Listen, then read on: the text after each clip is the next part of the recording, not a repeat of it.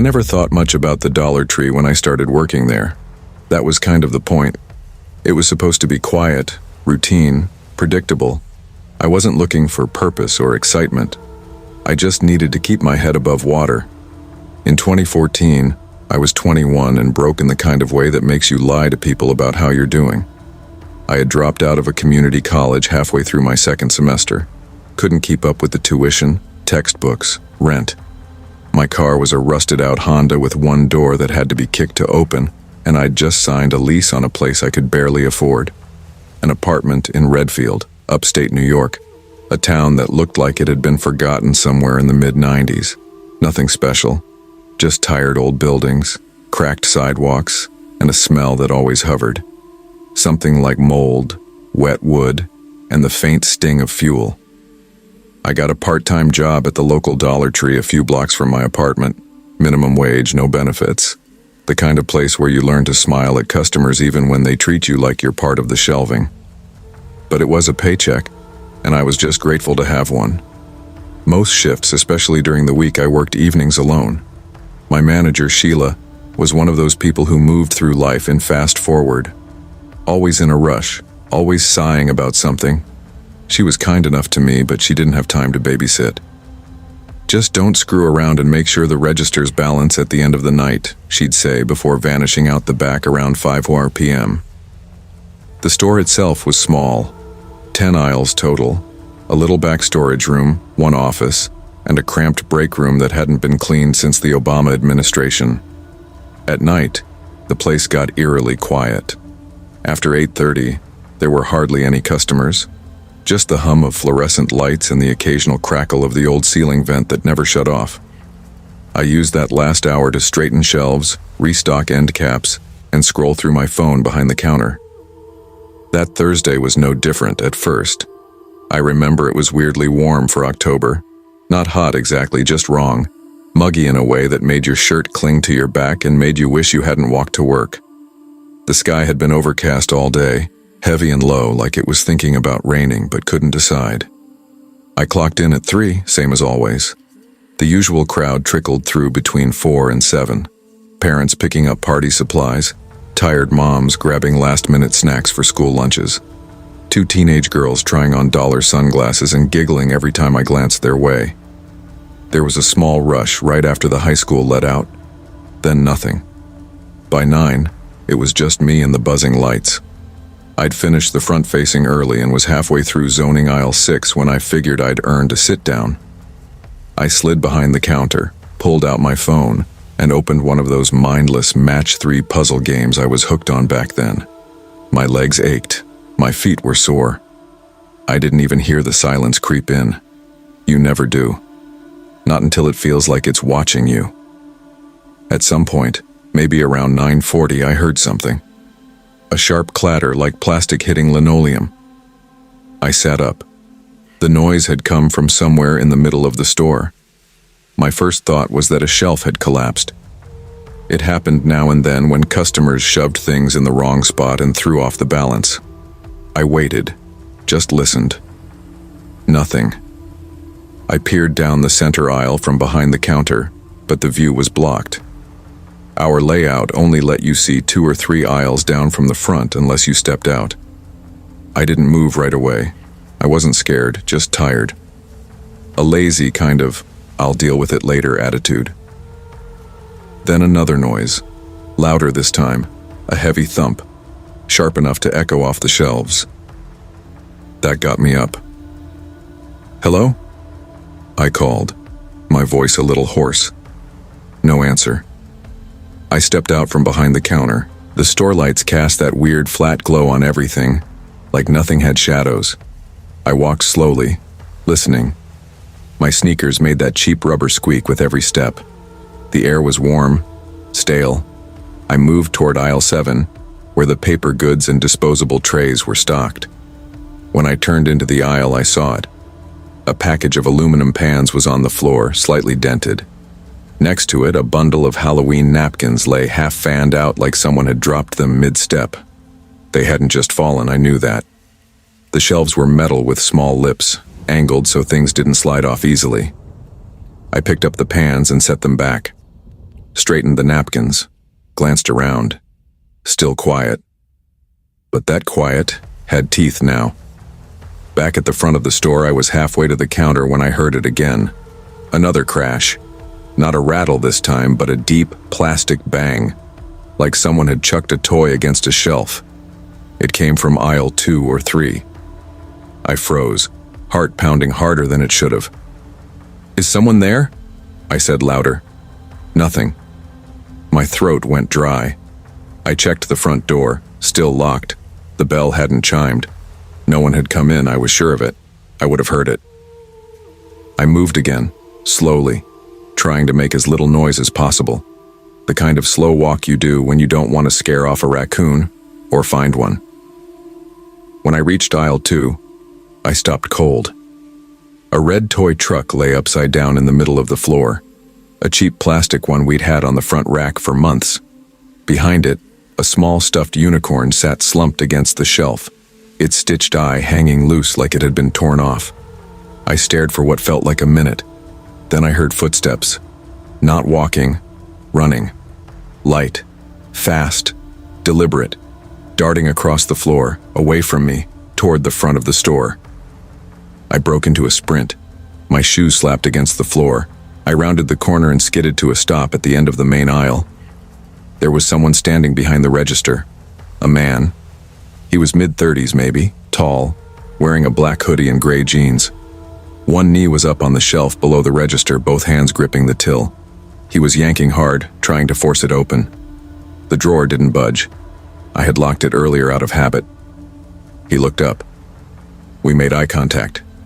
He didn't flinch, didn't speak. Just turned back to the register and slammed his hand against it.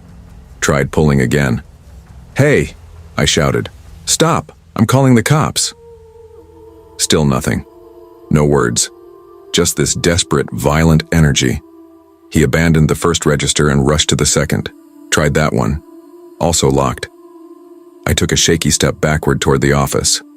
"I'm calling," I yelled again, hand digging for my phone.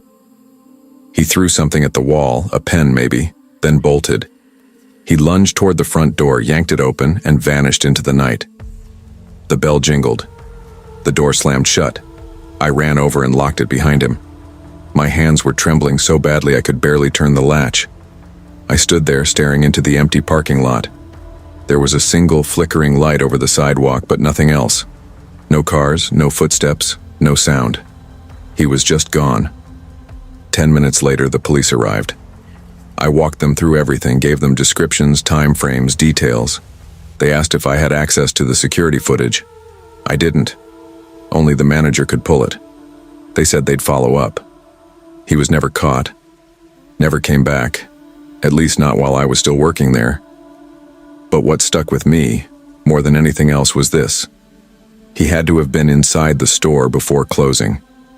He didn't come through the front. He must have been hiding somewhere in the back, maybe in the stockroom, maybe crouched behind a shelf, silent, patient, watching me. Waiting. That part haunted me more than the rest. The idea that someone could be that close for that long without me ever knowing. The idea that I was never alone, even when I thought I was. I quit 3 weeks later. Told them it was a personal thing, a better opportunity. Whatever excuse made it easier. The truth was I couldn't step into that store again without hearing phantom footsteps, without wondering if someone was just out of sight. Even now, years later, I can't walk past a dollar store without feeling my stomach twist. Not because of what happened, but because of what almost did. If he had been more desperate, if I hadn't locked the register, if I had gone to the back just 1 minute earlier.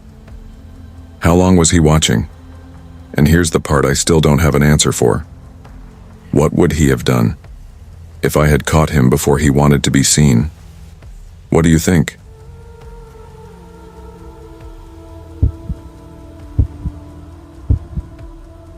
I wasn't someone who used to think much about routines. Life just sort of happened. I went to work, came home, paid bills, stared at my phone until I felt hollow enough to sleep. But it's funny what we start noticing when life shifts into a quieter gear.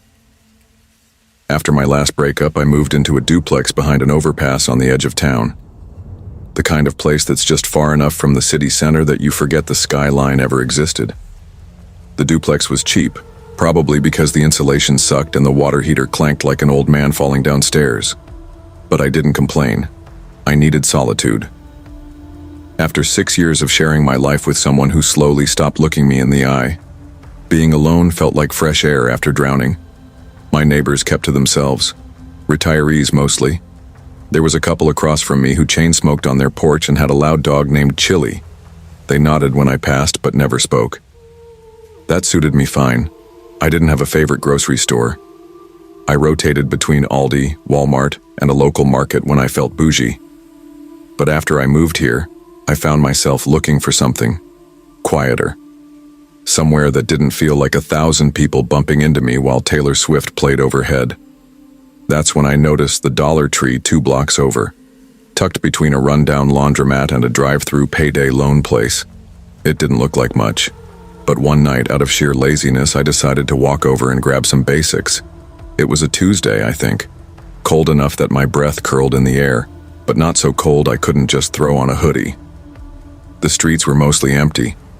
Streetlights flickered, and somewhere in the distance I heard a train horn, the kind of quiet that doesn't feel peaceful, just paused, like the world was holding its breath.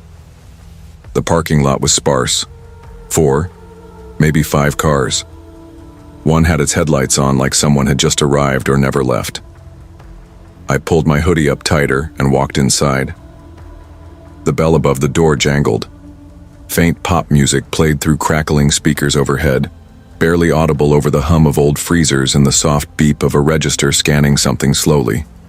The place smelled like cheap plastic and lemon floor cleaner. It was dim. Not broken light bulb dim, just corners of your eyes dim. Like no matter where you stood, the back aisles always felt a little too far away. There were only a handful of people inside. A woman with a kid who was crying into a box of cereal.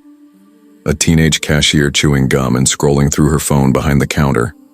A man in grease-stained coveralls grabbing knockoff sodas. I grabbed a green cart. The front wheel squeaked like it had a secret. I pushed it forward and started my loop, cleaners, snacks, freezer section. The routine felt safe. Until I saw her. She was in the toy aisle, standing too still. Tall, maybe late 30s, faded jean jacket, red beanie pulled low over dark hair. Her eyes moved constantly, but her body didn't. Like her thoughts were running sprints, but her limbs refused to follow. Something about her gave me pause. Not danger exactly, but tension, like seeing someone freeze on a sidewalk while everyone else keeps walking. I moved past her, kept browsing, but I felt her eyes more than once. Not in a flirtatious way, not even curious, just tracking. I told myself I was being paranoid. Everyone stares at strangers now and then. Maybe I looked like someone she knew. But by the time I made it to the back of the store, the feeling had grown claws.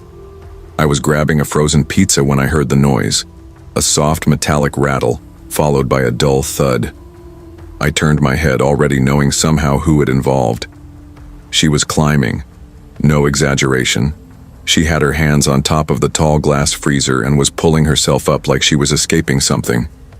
One foot slipped and knocked over a stack of canned pineapple, which rolled like little drums across the tile. But she didn't flinch. She just kept going.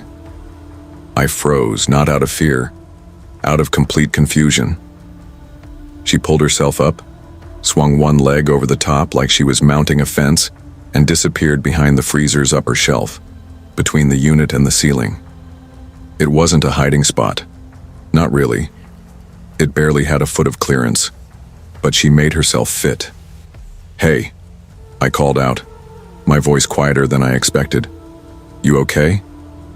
Her head popped back into view, eyes wide, unblinking, mouth slightly open.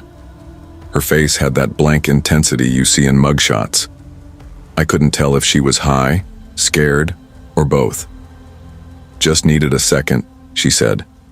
Her voice was hoarse, scratchy, like she hadn't spoken in days. Other shoppers were starting to notice. The mom clutched her kid's jacket tighter. The guy in coveralls leaned around the corner, a candy bar half unwrapped in his hand. Everyone looked unsure if this was a prank or something worse.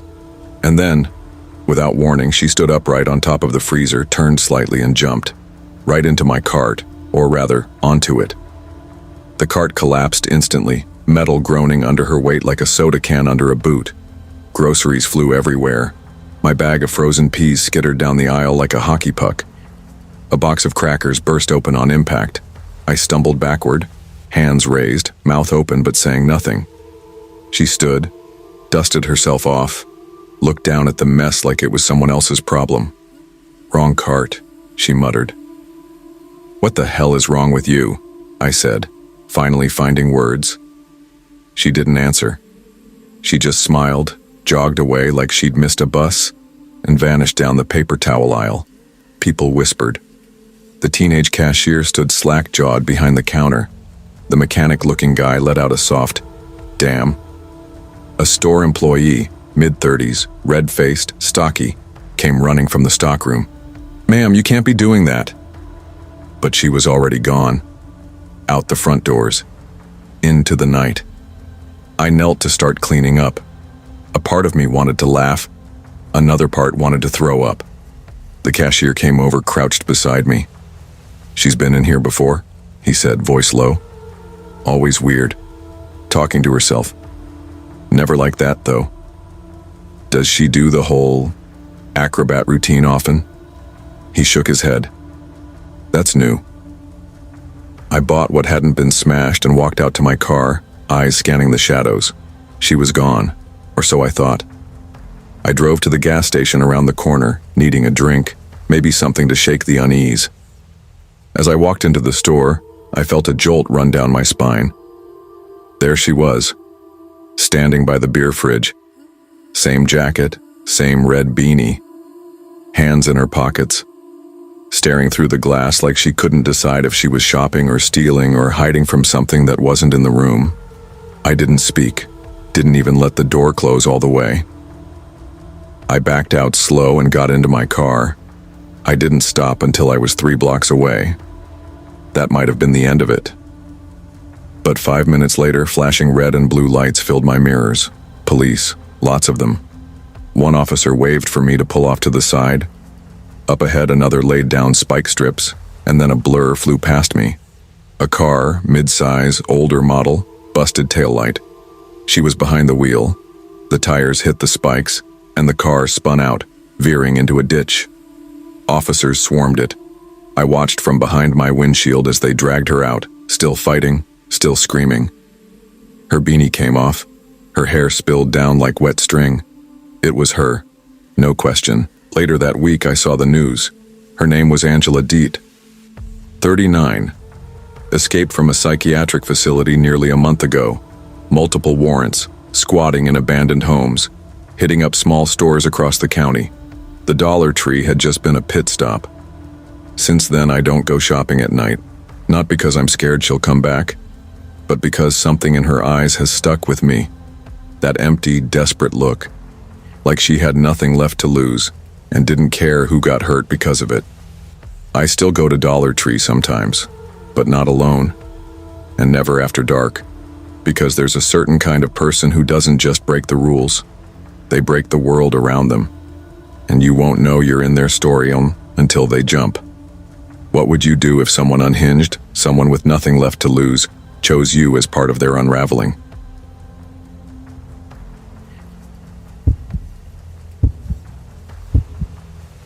Long before the police reports and the late-night knock on my aunt's front door, there were quiet warnings, ones I ignored like so many of us do. Hindsight makes everything feel so obvious. The shift in someone's smile, the silence that lingers too long, the way the air feels colder around certain people even when the heater's running full blast. I wasn't stupid, just tired. Grief does that. It softens the edges of your instincts. My name's Madison, and I'm telling this story now because it still echoes in the quiet places of my life, the corners of my memory that light won't reach. Back in 2019, I moved to Lenora, Kansas, population barely 2,000. After my mom died of a stroke so sudden, the coroner said she was probably dead before she hit the floor. My Aunt Tina lived in a rundown double-wide at the edge of town. She smoked menthols like they were medicine and worked swing shifts at Dot's Diner off Route 4. She didn't have much, but she cleared out her spare room for me without question. I was 22, broke, and still waking up some mornings expecting to hear my mom's kettle whistle from the other room. Trauma makes time weird. Everything felt like it was happening through a glass wall. I applied to every place within walking distance, and when a woman named April called from a place called Dollar Haven, I said yes before she even told me the pay. It was $9.75 an hour, night shift cashier, Tuesday through Saturday. Dollar Haven wasn't even a real dollar store. Most stuff was $2 or $3, and the fluorescent lights flickered like a dying bug zapper. It was tucked behind a BP gas station on the edge of town, near nothing but a gravel lot and a field that smelled like cow shit most days. The sign buzzed constantly. The H in Haven never lit up, so we called it Dollar Avon behind its back. The first few shifts were boring in that small town way. Stocking expired Halloween candy in December, dealing with tweakers trying to buy 5-hour energy with coins, ringing up kids who came in barefoot with crumpled dollar bills. After a couple weeks, April started scheduling me alone. I'd clock in at 4:30 p.m., stock shelves, run the register till close at 10, then count the drawer and clean up until 10:45. I got used to it. Most nights were uneventful. Occasionally, a guy would make a weird comment. Most of them were just lonely or drunk. I learned to smile with my mouth and not my eyes. Then came November. It was a Thursday, and the wind had a blade to it. I remember the heater clicking like a metronome stuck in hell. I was folding some t-shirts near the end cap when the chime above the door rang. I looked up, expecting a regular, maybe old man Delaney with his banana moon pies, but it was someone new. Average height, mid-30s, tan Carhartt jacket, worn jeans, that tired but wired look like he hadn't slept in a week. His eyes, they didn't blink enough. That's what I remember first. "Hi there, welcome in," I said with my usual tone. But he didn't respond, just stopped near the entrance, looking around too slowly, like he was taking a mental snapshot. Then he headed straight down aisle 5, where we kept the junk tech, cheap earbuds, mismatched phone chargers, off-brand AA batteries. He didn't pick up anything, just paced the aisle like he was waiting for something. I kept one eye on the monitor near the register. He finally approached the counter with 2 Monster Energy drinks and a charger. "You work here every night?" he asked, casual-like, but his smile didn't touch his eyes. "Most nights," I replied, scanning the drinks. "You from around here?" I gave a small shrug. "Kind of. You need a bag?" "You got a boyfriend?" he asked, leaning just slightly closer. The register beeped. My stomach tightened. "I'm just trying to finish my shift," I said, forcing a neutral smile. He wasn't getting it. "You sure? I got a real nice truck. We could go for a ride. Just talk." I handed him his change like it burned. "No thanks." He lingered, just watched me.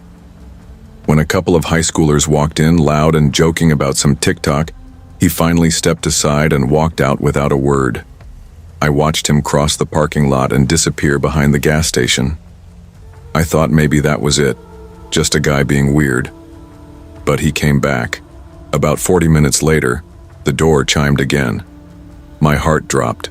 Same guy, same jacket, same unblinking stare, but this time he didn't bother with the aisles.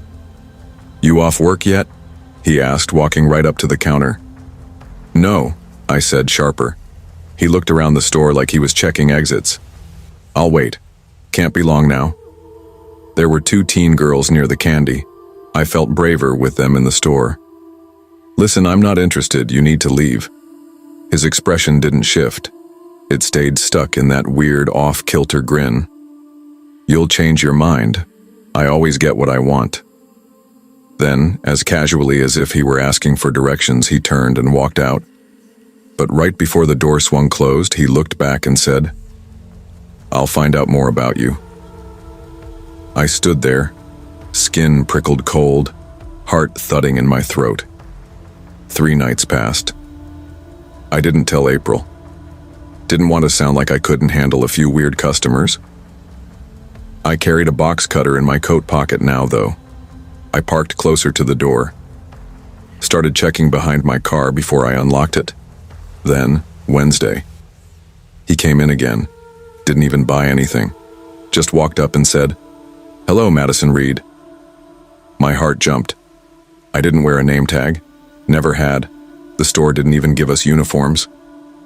"How do you know my name?" I asked, voice flat. "I've got friends. They know things. Small town," he said with a wink, then turned and walked right out. After he left, I locked myself in the back room and called April. She sounded tired. "He's probably just bluffing, Madison, but I'll make a note, okay? Just keep your eyes open." That night I went home shaking. Aunt Tina was on a double shift. The trailer was dark and hollow when I walked in. I locked the door, checked the windows, made some ramen, and tried to push the fear down with old sitcom reruns. Then, at midnight, there was a knock. Not a tap. A knock. Slow, deliberate, heavy. I froze. I peeked through the blinds, and there he was, standing on the porch like he'd been invited. Same jacket, same dead stare. He knocked again, then tested the door handle. The screen door creaked open. Only the deadbolt held. "Madison," he said through the door. "I know you're home." I backed away, trembling, phone in hand, dialed 911. "He's trying to get in," I whispered. He kept talking. "You shouldn't be alone, not this late. I saw your aunt leave earlier." He knew where I lived, knew when Tina worked. It took the cops 10 minutes to show. 10 minutes of him just standing there. When the red and blue lights finally lit up the trailer park, he didn't run, didn't argue, just smiled as they pulled him aside. They gave him a trespass warning, said there wasn't much else they could do unless he came back. But for a while he didn't. I switched shifts, asked April to move me to afternoons. She agreed without asking why. I thought maybe that was the end, until one slow Thursday I overheard Miss Carla whispering to her daughter near the greeting cards. "You hear about that girl from Hutchinson? Lexi. Worked nights at the little gas station on Route 3. They found her in the back of some trailer, tied up." My blood ran cold. Lexi. We'd trained together 6 months back, same age, same look. We'd even been in a photo together from the work party last spring, arms slung around each other. Both tagged on Facebook. I checked my account that night. Someone could have found us through that. I scrubbed my profile, locked it down, deleted the photo. Then I went to the sheriff. This time they listened. Curtis Leland. That was his name. He had priors, harassment, attempted assault. Nothing that stuck. They tracked him down in a rusted camper on a property 10 miles outside of town. Inside, they found photos of me, of Lexi, of other women I didn't know. Printed screenshots from Facebook, notes, addresses, schedules, zip ties, duct tape, a burner phone. Lexi confirmed it. He was the one who took her, thought she was someone else, said she reminded him of someone he used to pay. Maybe that's what he saw in me too. Curtis was arrested, still awaiting trial, multiple charges, no bail. I quit Dollar Haven 2 weeks later, packed up, left Lenora behind, got a new phone, new number, new life. But I still lock my doors 3 times before bed. And sometimes when I walk alone, I look over my shoulder just a little too often. Because the scariest thing? It didn't feel like a monster hiding in the shadows. It felt like a man you pass at the gas station. A customer who doesn't blink enough. Someone who knows your name when they shouldn't. So here's the question I still ask myself, and maybe you should too. How well do you really know the people watching you when you're not watching them?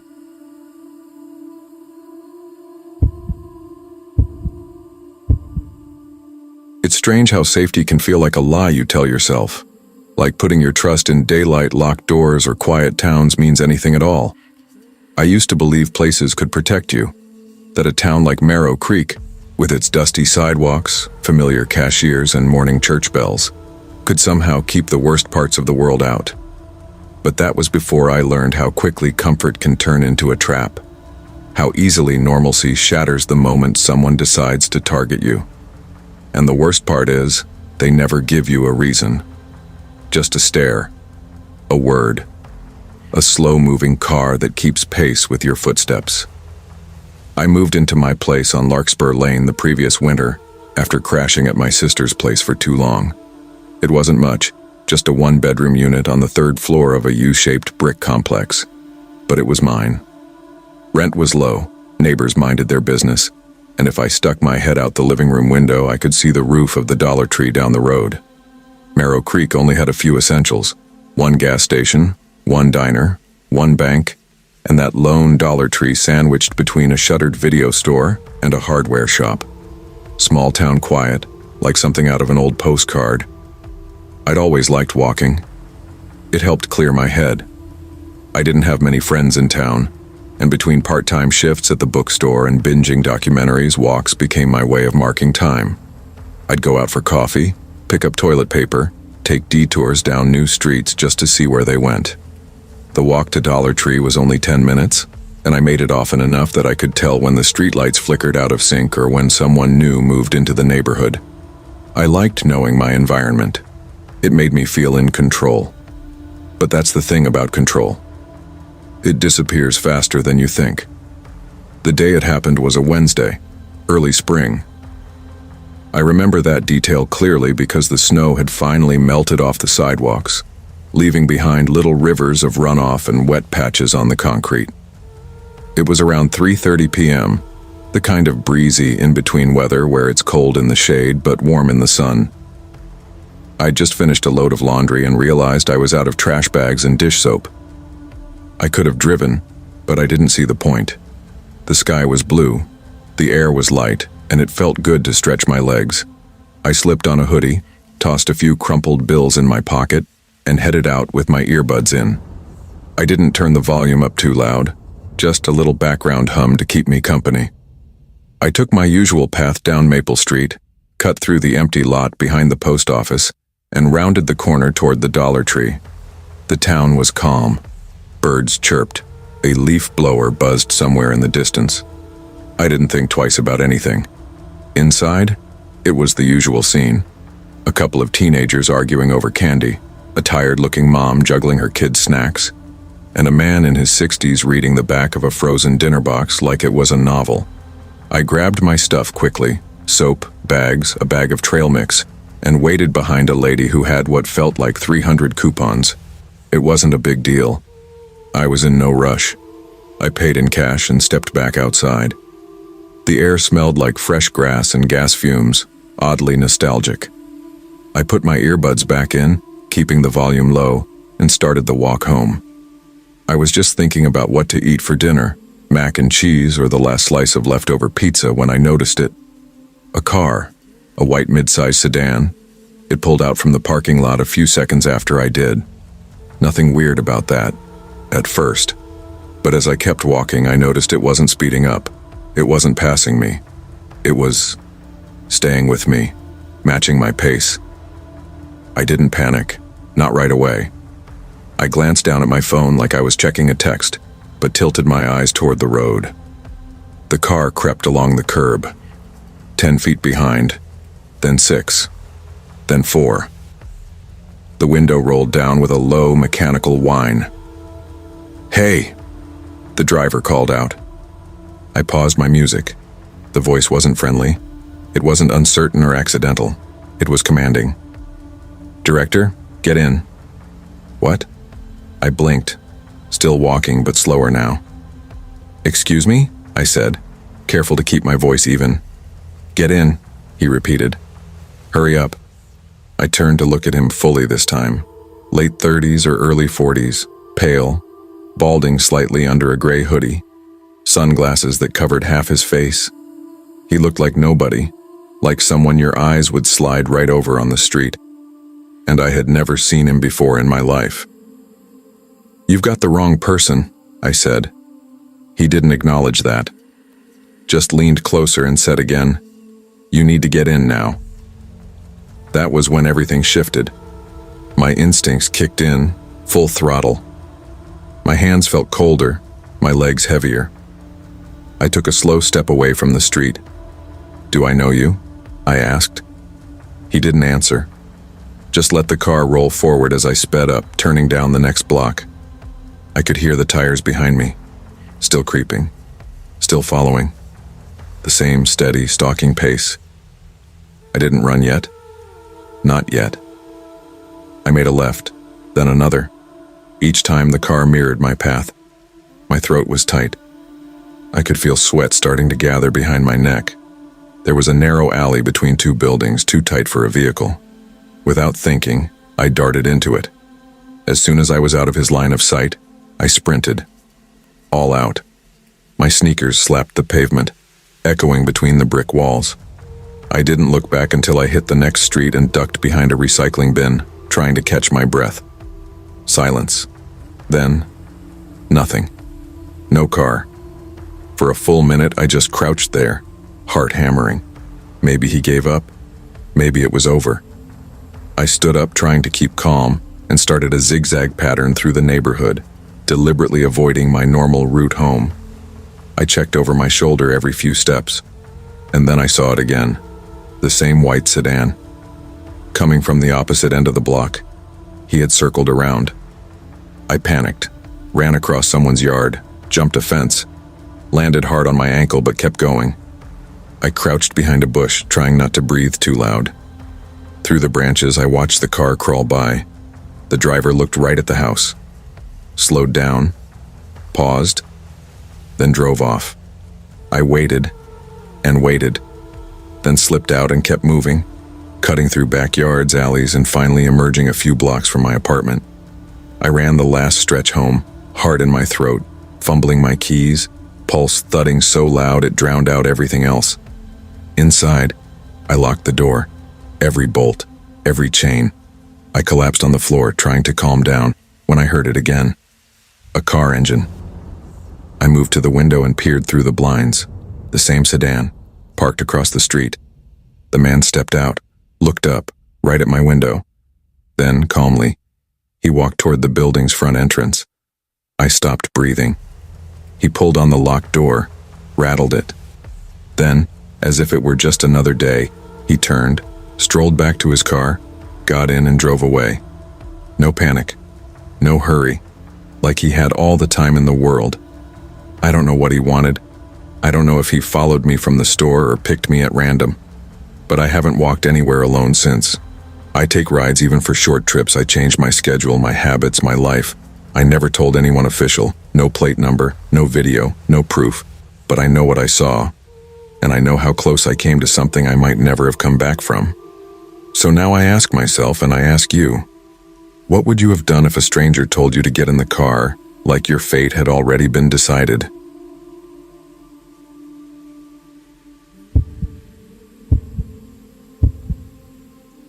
The truth is, I was never someone people noticed. Not in a tragic or pitiful way, just quiet, efficient, and easy to overlook. The kind of guy who clocked in, did the work, and clocked out. I'd worked retail management for years, bouncing around the country since the economic fallout took out my short-lived logistics company back in 2009. That collapse took more than my business. It ended my marriage too, and any illusions I had about control. In my early 40s, I found myself in a middle-of-nowhere town in Missouri, managing nights at a Family Dollar on the edge of downtown. It was the kind of place where kids hung out by the gas station and the streets emptied by 8 p.m. My apartment was a 10-minute walk from the store. Nothing special, just a squat brick building with metal railings and cracked stairs. My unit overlooked the dumpster. Rent was cheap, and I could make it to work without starting the car. I lived small, no pets, no dates, no big plans. My nights were dinner out of the microwave, local news reruns, and scrolling until I passed out on the couch. It was a rhythm, not a life. But it worked. And then came Chris. He wasn't someone you'd expect to be working retail. Built like a linebacker, maybe mid-30s, with thick forearms and wide shoulders that barely fit behind the register. He always wore the same thing, a faded black hoodie, sleeves covering most of his hands even in July. His eyes looked sunken, hollow, like he never slept. We didn't talk much. I tried, a few times. asked how his weekend was, got one-word answers, no questions in return. Just silence. Tammy, a college kid who worked evenings, called him the gargoyle. Said it half joking, but something about it stuck. Chris didn't smile, didn't joke, didn't ask for shift changes or chat in the break room. Just showed up, worked, and left. And that was fine. Until the night he came to my door.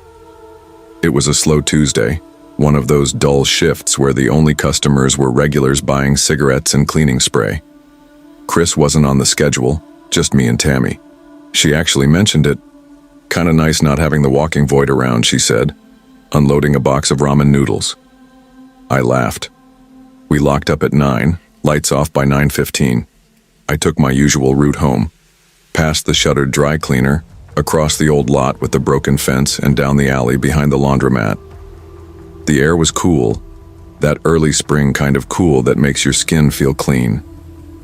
I got home, tossed my shoes off, zapped a burrito, and melted into the couch with the TV murmuring some home renovation show in the background. At midnight, I was still up, phone in hand, mind somewhere between tired and bored. That's when I heard it. 3 knocks. Sharp, heavy, the kind that stop everything in your body cold. I didn't move at first. My building was quiet. Even the partiers upstairs usually died down by 11. I waited. Then came 3 more knocks, louder this time. My feet touched the floor without thinking. I crept to the door, keeping the chain latch on. My peephole was slightly smudged, but I could see him, Chris, standing still. Hood up, just staring at the door like he was waiting for something. Not knocking now, just standing. He didn't live there. Never asked where I did. And yet, here he was. I didn't speak, didn't move. I just watched. My breath caught in my throat. I don't know how long he stood there. A minute? 2? Long enough for the hallway light to flicker once and for me to wonder if I was dreaming. Then he turned. No words. Just walked away like nothing had happened. I didn't sleep much. The next morning I told myself 1,000 different excuses. Drunk cousin in the building, mistaken address, some harmless reason, but none of them made sense. He had stood there like he knew exactly where I lived. At work the next day I saw him in the break room. Same hoodie, same blank expression. He didn't look at me. When the store slowed down, I asked, "Were you at my place last night?" He paused mid-shelf, turned slowly. "What?" "You were outside my apartment around midnight." He blinked, too slow. "No, I wasn't." I waited. "I saw you. Through the peephole." He didn't blink this time. "Maybe it was someone who looked like me," he said. "Or maybe you dreamed it." That second line chilled me. Maybe you dreamed it. It wasn't just what he said, it was how he said it. Like he'd practiced it. Like he'd said it before. I didn't push him. Something in me recoiled, like my body knew not to test whatever that was behind his eyes. He vanished from the schedule after that. Just gone. Someone said he quit, but nobody knew details. I didn't ask. Part of me was relieved. Part of me stayed on edge. I kept the chain on the door at night. Bought a cheap flashlight. Started sleeping with a kitchen knife in the drawer by the bed. It made me feel stupid, paranoid. But I did it anyway. Weeks passed. Life settled. I stopped jumping at shadows. Then one night I woke up. No sound at first. Just a feeling. Like something was off. Then I heard it. Footsteps. Not running, not casual. Just slow, measured steps down the hallway outside my apartment. Then silence. I sat up, barely breathing. Waited. I walked to the door and peeked through the peephole. Empty hallway. But in the morning, I noticed something. A faint, oily smudge dead center on the peephole. Like someone had pressed their forehead to the glass. I bought a camera that day. One of those cheap motion ones that links to your phone. Installed it outside my door. It gave me peace of mind. For a while it was quiet. No alerts, no knocks. Then one night I got a ping. Motion detected. I checked the feed. The hallway was empty. Then static. Just a flash, half a second, then normal again. But when I paused it and went frame by frame, Chris, one frame, standing in front of my door, hood up, staring directly into the lens. I froze. He hadn't been seen in over a month. I quit the job that week. No warning. I told them I was moving. I didn't tell them the real reason. I packed fast and left town within days. Found another job in another state, new town, new apartment. Nobody knew me. I felt safer. But even now, some nights I think I hear something. Not loud, just soft. A knock. And when I look out through the peephole, sometimes I swear I feel someone looking back. Not always, but enough that I still keep the knife in the drawer.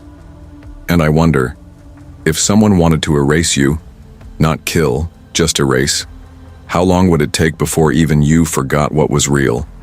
What would you do if the last face you ever saw at your door was one that shouldn't have known where you lived?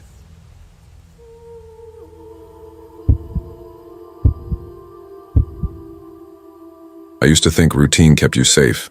You get up, you eat the same breakfast, you clock in, clock out, feed your cat, fall asleep to whatever show is still playing on the TV. Rinse, repeat. It's not glamorous, but in a way it's like building walls around yourself. Predictable, small, quiet walls. Safe walls. But all it takes is one ordinary night to show you how paper-thin those walls really are. My name's Tessa. I was 24 when this happened. Old enough to know better than to ignore my instincts, but still young enough to second-guess myself. I was renting a modest one-bedroom on Elmwood Street back then, just off Westview Avenue. The place had a creaky second-floor balcony that leaned a little too far forward and windows that fogged up from the inside if you cooked anything spicier than oatmeal. But it was mine, and it was close to work. 5 minutes by car, 8 if I walked, which I didn't, because I worked closing shifts and I didn't like walking alone after dark. The Dollar Tree I worked at was squeezed into the middle of a worn-down strip mall like it got jammed in between the storefronts as an afterthought. One side was a nail salon that blasted top 40 music on repeat, and the other was a tax office that only lit up from January to April. Our store had those overhead lights that buzzed faintly when the room got too quiet, like they were alive and annoyed. The floors were scuffed. The break room smelled like bleach and burnt popcorn. The air always felt too dry, like the building was slowly being dehydrated from the inside out. I wasn't passionate about the job. No one grows up dreaming about restocking off-brand dish soap or organizing dented cans on an end cap. But I wasn't bitter about it either. The work was easy, the hours were decent, and the pay was just enough to cover rent, groceries, and my anxiety medication. That evening, the air had that early winter quality, crisp and smoky, with bare branches rattling against the rooftops. Sunlight had already bled out of the sky by the time I clocked in.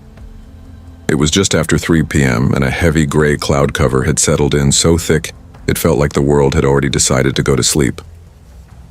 My manager Paula left around 3:30 after going over the morning shipment. "Text me if anything comes up, okay?" she said, grabbing her purse with that same tired half-smile she always gave me. "Sure thing," I replied, already settling in behind the register. I was the only one on shift. That wasn't unusual. Weeknights were slow, especially once the cold weather rolled in and people stopped making impulse shopping trips after dinner. I didn't mind being alone. Less small talk, less drama. I liked the quiet. At 4:31, yes, I remember the exact time, and you'll understand why later. The door chimed and a man walked in. There wasn't anything obviously strange about him at first glance. He looked to be maybe mid-30s, average build, long brown hair slicked behind his ears, pale skin that looked like it hadn't seen sunlight in a while. He wore a faded denim jacket layered over a hoodie, and what stood out most, what stayed with me, were the sunglasses. Thick, dark, mirrored lenses, even though it was practically evening outside.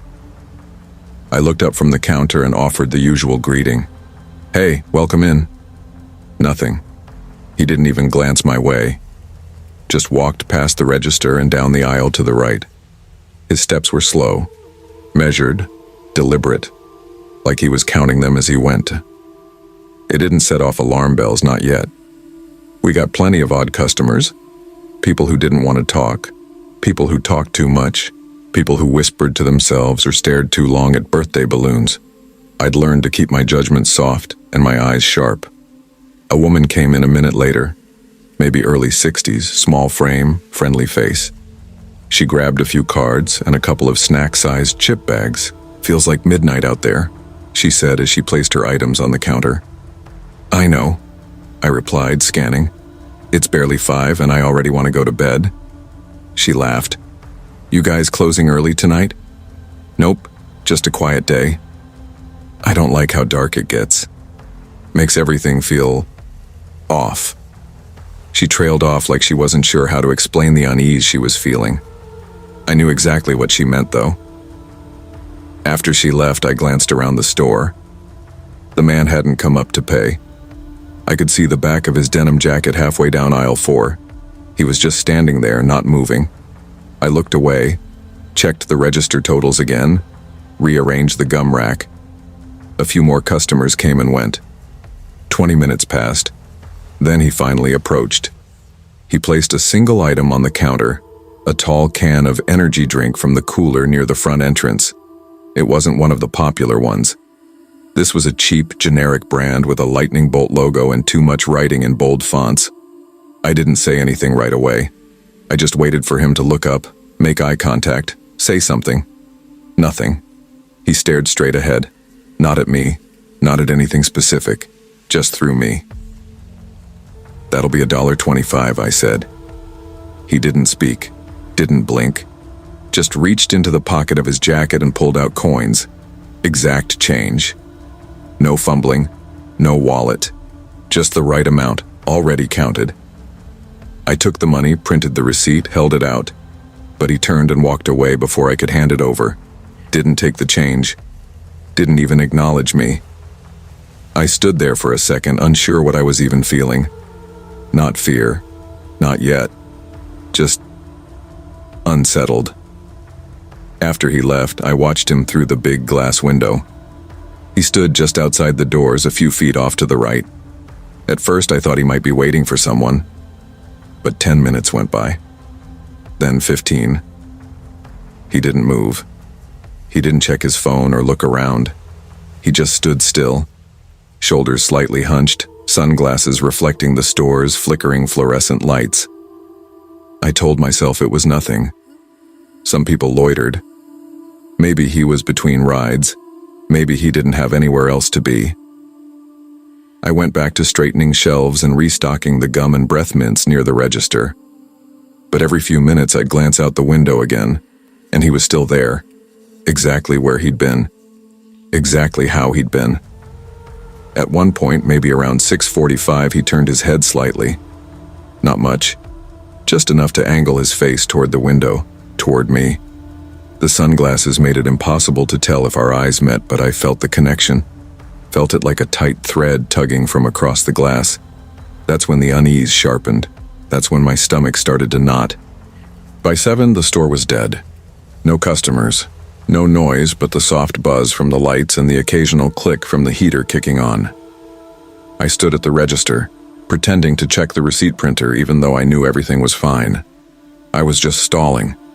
Just giving myself something to do besides stare at the man who hadn't moved in over an hour. I pulled out my phone and texted Jamie. "Hey, weird question. Do you remember some guy with long hair and sunglasses coming in last night?" A minute later she replied, No. Why?" "He's just been standing out front for like an hour and a half. Didn't say a word when he came in. Just bought a drink. Still out there." There was a pause. "Are you alone?" "Yeah. Just me tonight. Lock the doors when you close." "For real. Call me if anything gets weird."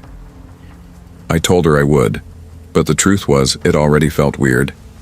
I just didn't know how much weirder it was going to get.